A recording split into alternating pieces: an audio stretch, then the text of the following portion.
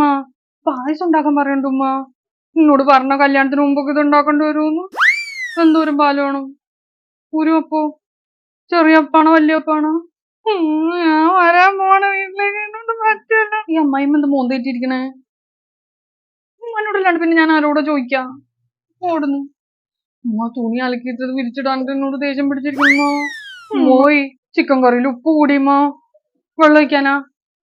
ഉലുവാപ്പൊടിയാ? ഉമ്മ വേഗം പറ. ഓ ഉമ്മ ഞാൻ പിന്നെ വിളിക്കാം. പിന്നെ വിളിക്കാന്ന് പറഞ്ഞിട്ട് എന്തിയമ്മ വിളിക്കാറുന്നേ?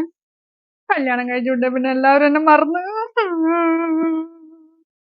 മോയ് ക്യാരറ്റ് വലുതാക്കിയാണോ ചെറുതാക്കിയാണോ അറിയണത്?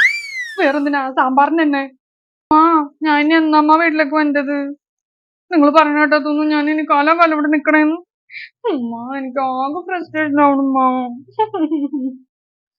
ഇവിടെ ഇരിക്കുന്ന ആൾക്കാരെ കണ്ടിട്ടൊക്കെ എനിക്ക് ആകെ ടെൻഷൻ ആയിട്ട് പോകണമ്മ.